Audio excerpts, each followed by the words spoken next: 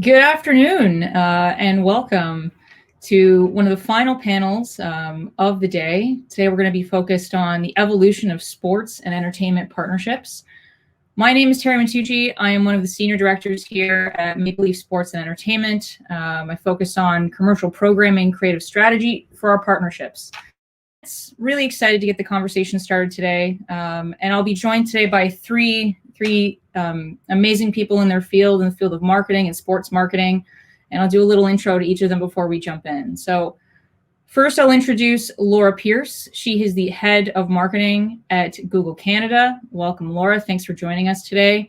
Laura oversees all marketing to Canadians from Google hardware and services like Pixel, Nest, and Chromebooks, to YouTube, anything brand, B2B marketing. She oversees it all. Really, her role at Google Canada is to help Canadians be successful in our digital journey, and she's been in the marketing space for over 20 years. Prior to Google, Laura was at Twitter Canada, leaving there as head of marketing, so she knows her way around the digital sphere quite well. So thank you, Laura, for joining us today. Next up on our panel is Charles Minette. He is the partnerships lead at Rogers Sports and Entertainment, but Colin is the director of digital at the COC. He's going to be joining us as well today.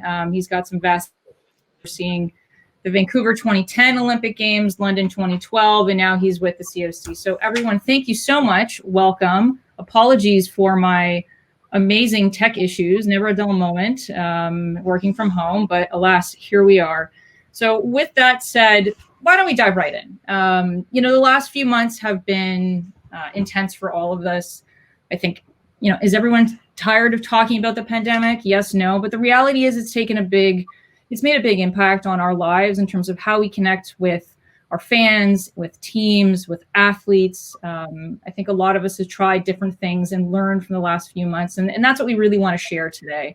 So I'm going to start with the first question. Laura, I'm going to pick this one right to you, but can you tell us a little bit about how the past 19 months have actually impacted your role and the way that your teams look at really leaning in to your partnerships to help drive business objectives and results? Obviously, that's our goal. Has your strategy changed? Has anything changed around what you've been doing for the past 19 months? Hi. Yeah, I guess I wouldn't be original to say everything's changed. We've all had to dramatically change how we engage with consumers and customers. And I think sometimes it's been easier than we thought it would be, and then sometimes harder. And then there's that inevitable, oh, you have a tech issue, or oh, you're on mute. And we're all getting a little more used to understanding that people have other stuff going on in their lives. And I think in the nicest sense, people have become more flexible around these experiences. I hope the audience here today is a little flexible around the experience. But I think what we have seen in sharper focus is this need and desire for shared experiences. And that's what we've missed over these last 2 years. And the power of partnerships is in creating those shared experiences for consumers and customers, and making connections even in a way, even if we can't be physically together. And of course, across the sports fandom, that's like the connective tissue really for sports, is that fandom. We saw that early in the pandemic with the Michael Jordan Netflix series, The Last Dance, and the return to sports was huge, even though, a lot of the return was virtual, but just the fandom and the connection that people had around sports is really fantastic to see. We actually just released today, and you probably already heard this, that NBA was the #1 Canadian search in 2021.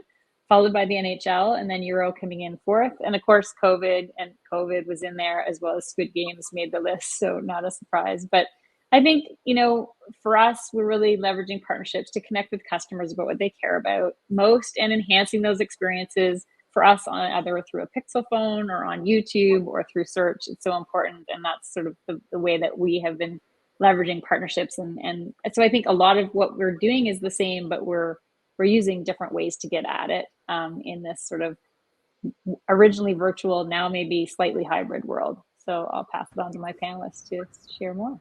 Love that. Thanks, Laura. Charles, just speaking of you, Rogers, obviously you do your own partnerships. You have partners as well that work with you guys. How has that changed a little bit from your perspective? So what I'll do is talk a little bit about my role and then shift into how it's been impacted. So my job is to leverage partnerships to accelerate the business in 4 key areas quickly. Growth and monetization, pretty straightforward. Content creation and distribution. This is about world-class content and ensuring it meets fans where they are across channels. Thirdly is product and technology. So this is, more about creating an experimentation mindset so we can test and learn about what the next, the best possible experience is for fans. And then finally, knowledge and culture, which is about creating a culture consistent with our guiding principles, which includes stuff like anchoring everything in what we do around the fan, building continuous learning, et cetera. So how that's been impacted is that I think we're all suffering from information overload, and this is not specific to partnerships or to Rogers Sports and Media. I think this is something humanity's struggling with.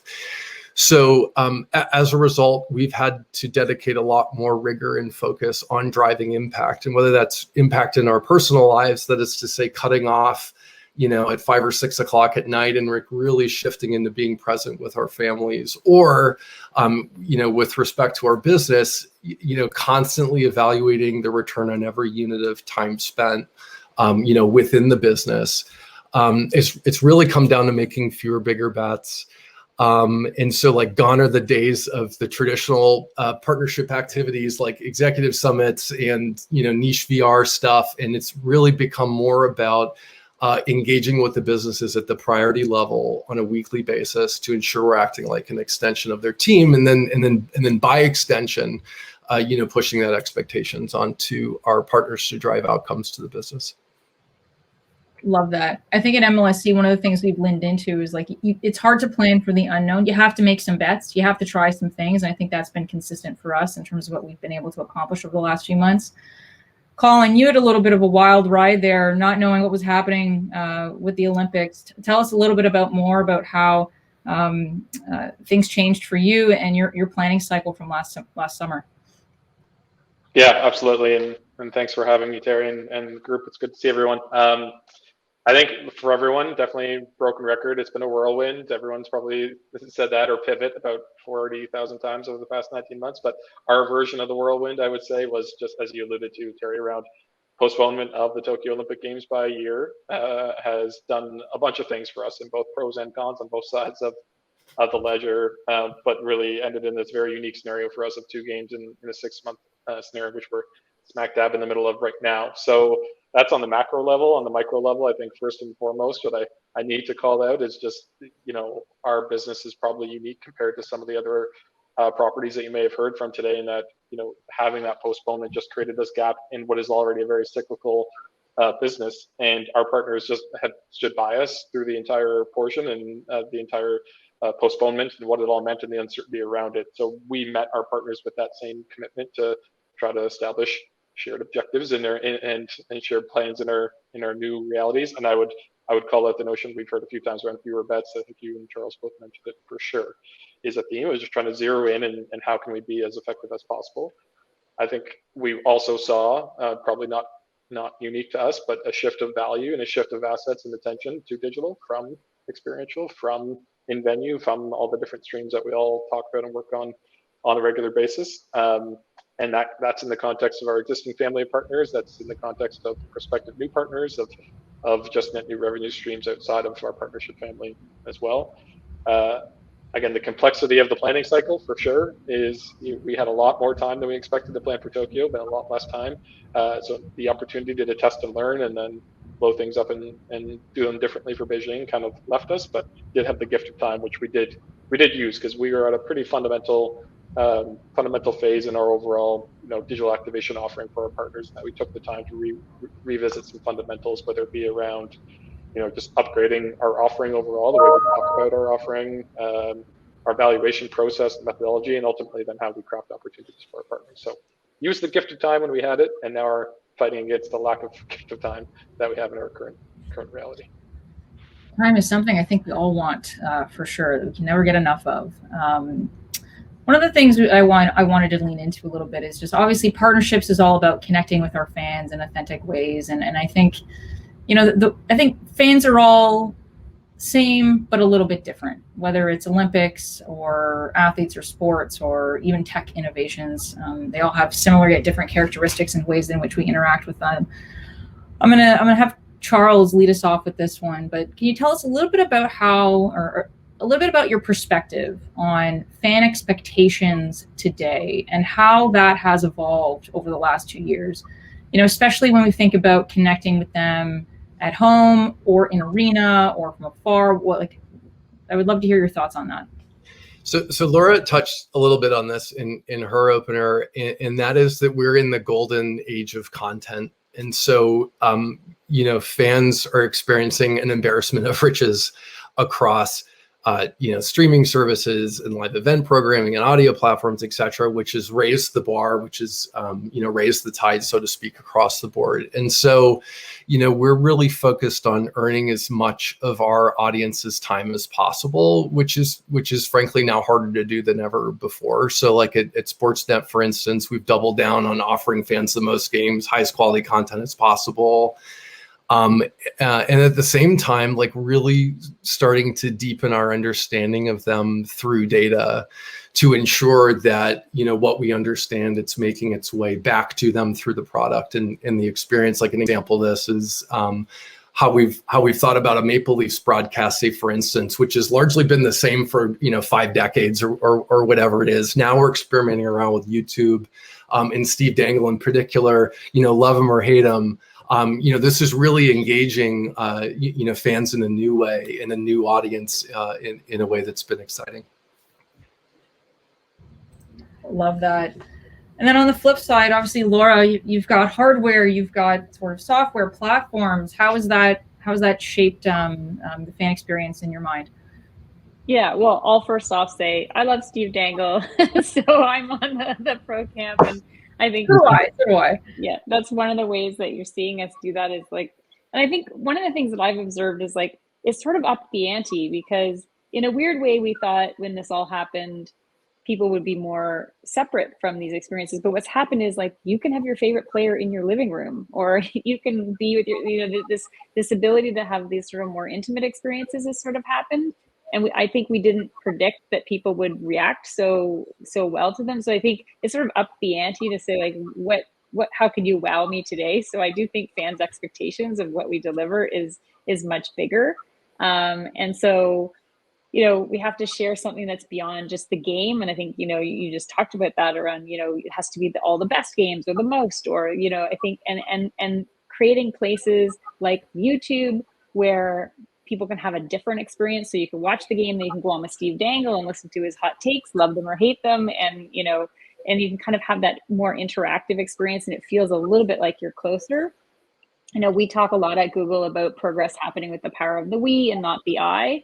And that's why our products are part of an open ecosystem. And we like to think of ourselves as creating helpful products that bring people together. And we want to partner with organizations that have this vision. And I think the fans are expecting us to like leverage the power of we and to give them more of those, as I talked about at the beginning, these shared connection moments and these moments where they can have up close and personal experiences and be part of it versus a casual observer, which I think we were more content to do maybe in a pre-pandemic time. So I think it's sort of interesting how it's actually up the ante on what experiences are. For sure. I mean, Colin, like for the most part for you guys, it's always been a removed experience. Like unless you're actually traveling to the Olympics, that fan experience has always sort of been the away from home. How you've obviously gone through one Olympics during the pandemic, you're preparing for another one. Thoughts on some fan expectations in terms of what you've learned from sort of round one of that go? Yeah, absolutely. I think starting at the more sort of broad level, I think something's already been mentioned by Laura and Charles already, but higher expectations generally is a blanket statement I think would be true as far as whether that apply to the quality of the content, the volume of the content, whatever, for the products. But more specifically, I think around personalization, which is something we spent a lot of time on, which obviously has been a focus of many of ours for quite some time, but I think has only been increased and accelerated by the pandemic and the expectation. And for us in particular, it's one area that we can lean into as far as having a more personalized experience against whether that be the type of content, format of the content, the channel in which you're consuming it. Less barriers overall, and to go to where the fans are natively rather than try to bring them back to us. So again, fairly fundamental stuff, but really has shined a spotlight on it, I think, over the past 18 months for us. And was on the track that we were on beforehand already, but probably has just pushed us down even quicker. I'll just give two quick examples to articulate that as it relates to content and high expectations of content for us in the outside of a games window.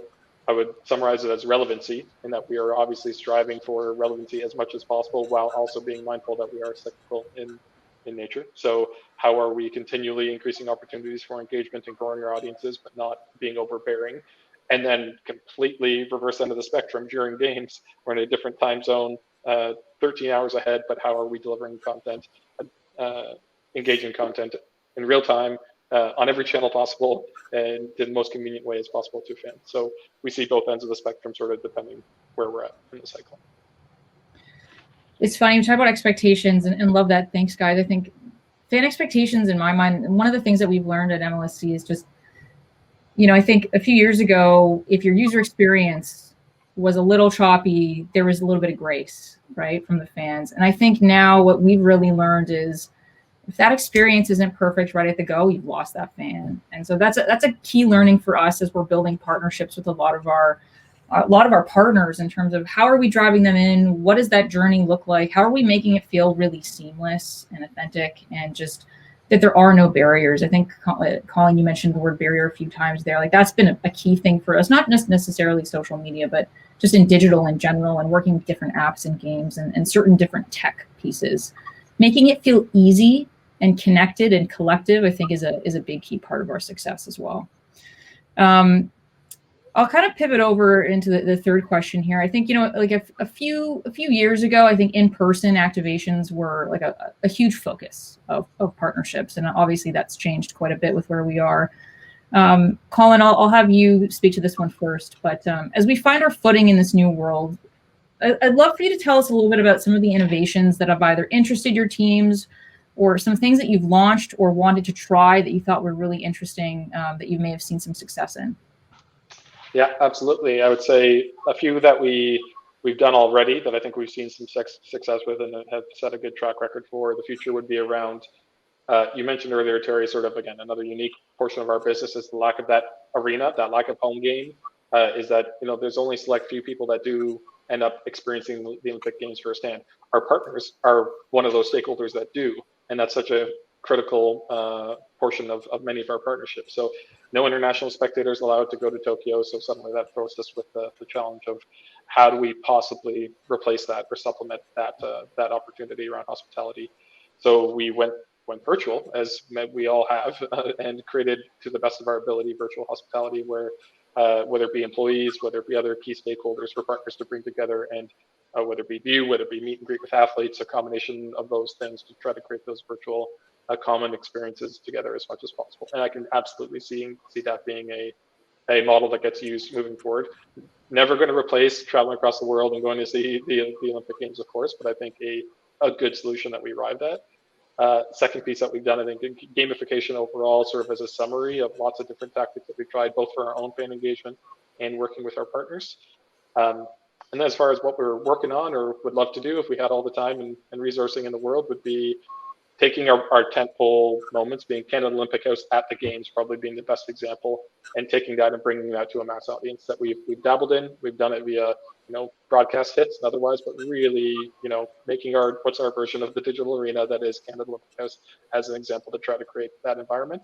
And then otherwise, lots of the other topics that we've heard about today, whether it be NFTs around digital art, experiential, connecting with athletes, using NFTs and that technology to explore that.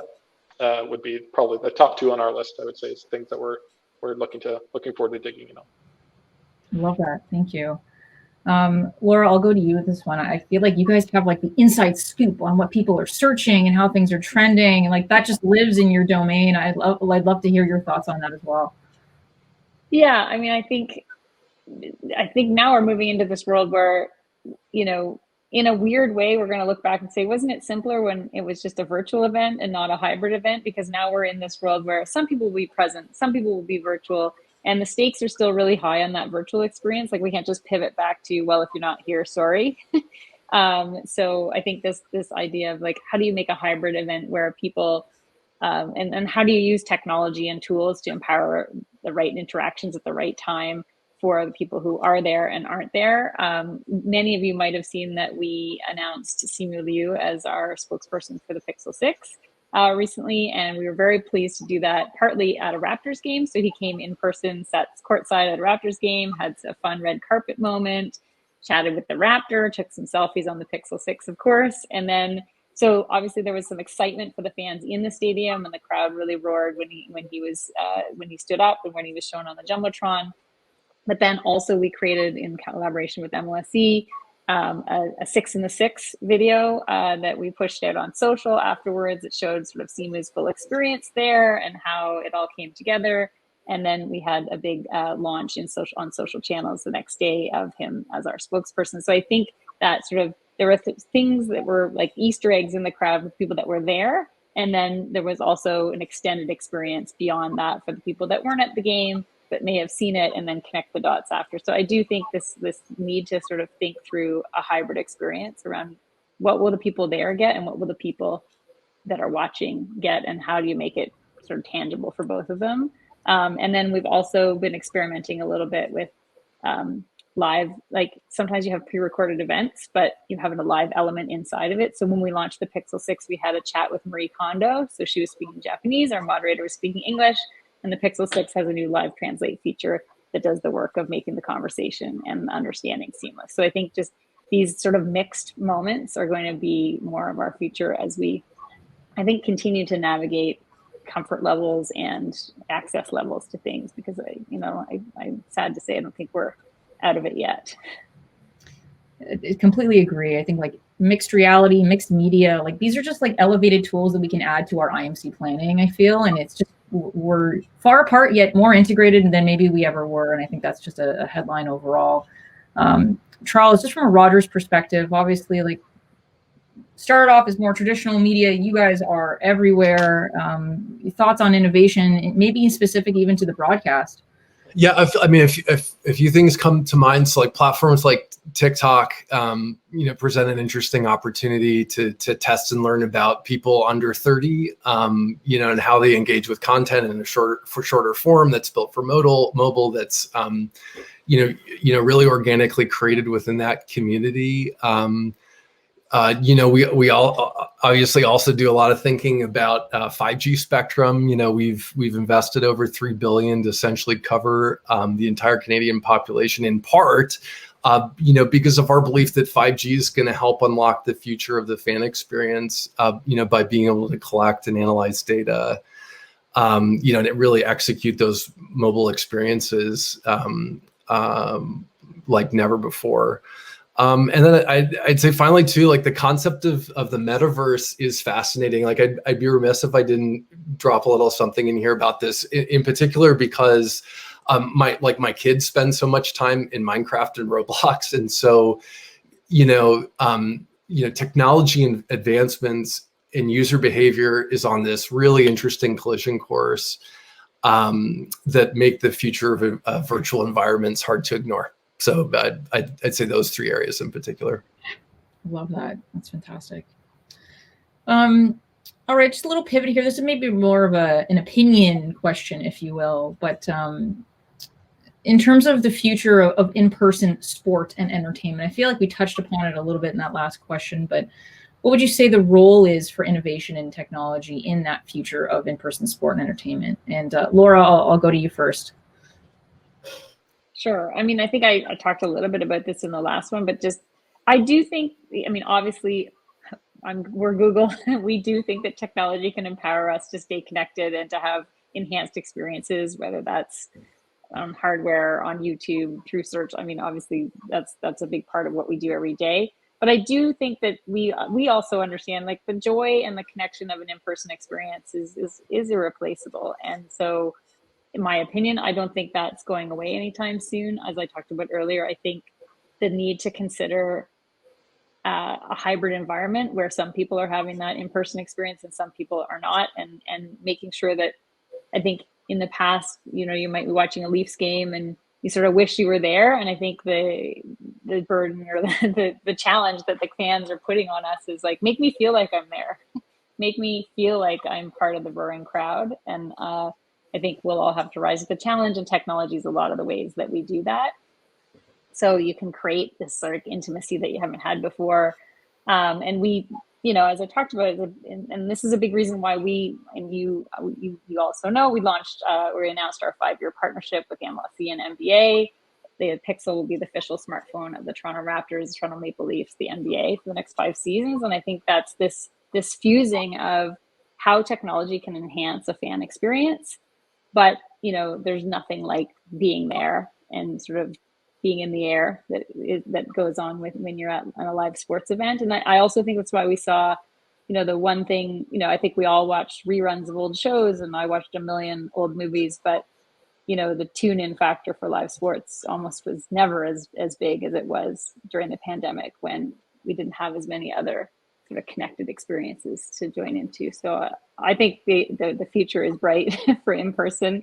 I think we're all dying for some more in-person experiences, speaking personally, but I do think there's the power. The technology can really change how we make the person that isn't there feel like they are. Absolutely.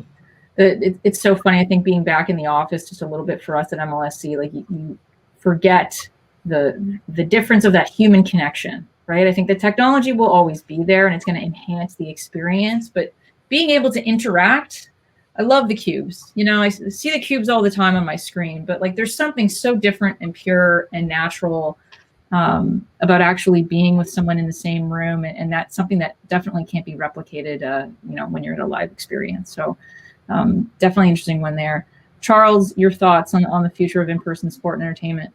Sure. I mean, look, our Silicon Valley partners have taught us a lot about this over time. And that is to say, like, we're just scratching the surface on our ability to connect data across different points in the fan experience. And what we know, or like, I'll speak for myself, what I know is it doesn't feel good, when I'm sharing my data and it's not private or secure and I feel exploited. Put another way, what I do know is that I feel delighted when there's a fair value exchange, whether that's a product that's delivered to me or a well-timed discount, like this becomes a utility in my life. So to answer the question, like the future of in-person sport needs to and likely will leverage data in a way that feels safe and secure, and the value exchange favors the fan.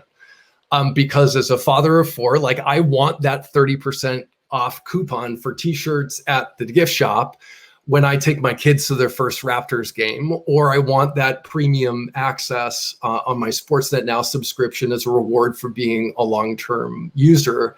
So I guess what I'm talking about is the continuing shift to optimizing for lifetime value versus what happens too often is staying myopic on short-term campaign goals. It's funny you mentioned data, and I'm gonna go there for better or for worse, but I feel like the Spotify end of year wrap is an excellent articulation of knowing everything about you, capturing data, and actually serving something that you find useful. Granted, I can only post on social media and I'm sharing with my friends at that point, but there is some benefit to that where as a consumer, as a fan, you don't feel like it's harmful. You feel like it's helpful. And I feel like that's a big headline for us as we look at leveraging data in the right way for fans. And Charles, you mentioned coupons. Here I'm looking at social media credibility, but for everyone, it's a little bit different, obviously. Colin, I'll leave this last one here with you. Future of in-person sport, obviously. You see it more than most with the Olympics, but would love your thoughts on that one.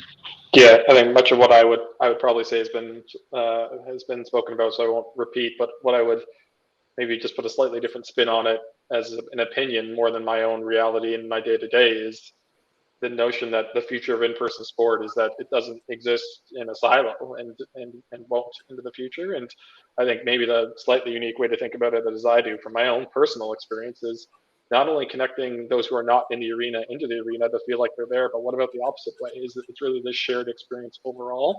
Is how many people have, I don't know how many people are like me, but might be at a game and want to know what the Twitter reaction is to the thing that just happened on the field of play or what have you. So, finding that way to connect the dots both ways. Obviously, there's a premium on one end of that spectrum, but I do think there's value in the shared experience. Ultimately, it's what we're boiling this down to, and obviously, technology and innovation is the solution to finding that. And then I'll just put a partnerships lens on it because that's what we're also here to speak about. Is I think like we would do with our partners and everyone on this call who on this panel today would say is finding where as a partner can you make that experience a little bit easier, where can you add value to it authentically, and there's just such a new world of opportunities where partners can, whether it's literally the technology itself or just the value proposition of wanting that coupon or wanting that connectivity on Twitter or whatever it is. There's a whole new world of opportunities for partners to add value to the fan experience, no matter where you are on the spectrum. So that's what I think is super exciting for all of us as we look ahead to the future. Love that. Thank you so much, guys. I think we're almost at time here. I'm not sure if Taylor is going to be jumping in shortly, but as we sort of wrap up here, I did want to say just thank you so much, everyone, for joining us. I know that was a fast and furious panel. I feel like we got through a lot of interesting topics really quickly. Apologies for my tech challenges, if you will. But hopefully we came back and had a pretty good discussion. Really appreciate you all. Thank you, Laura, Charles, and Colin, and also SportOS for having us today. And I'm passing it over to Dan, who just jumped in, I believe. Thank you very much, Terry. Thank you all for this. I am so happy with the way this day went. And I want to give a special thank you to all the audience, first of all, for being here. I hope you enjoyed it. I want to thank Next League for the support. Thank you so much to David Nugent and Next League. We really very, very much appreciate it. Thank you to MLSE, Connor, Sumit, Hamza, the entire team. We really appreciate the partnership. And to the audience out there, you can expect that we will do this again next year, and it will be bigger and better. So stay tuned for news about that. Well, I'm not going to say most. Some of these sessions will be available on demand to everyone at events.sporttechie.com/sportsos. So you can go and watch those that are on demand there. All of the sessions will be available on demand to our pro members. If you don't know anything about Sport Techie Pro, go check it out. It's a great, great service that we provide. You get all of everything that happened today on demand at your fingertips, and a video library with all of the content from our events and unlimited access to our editorial content as well. So please make sure you go check that out. I've got nothing left for today. Thank you again for being here. This has been SportsOS. Have a great holiday season, and we look forward to seeing you next time. Have a good day.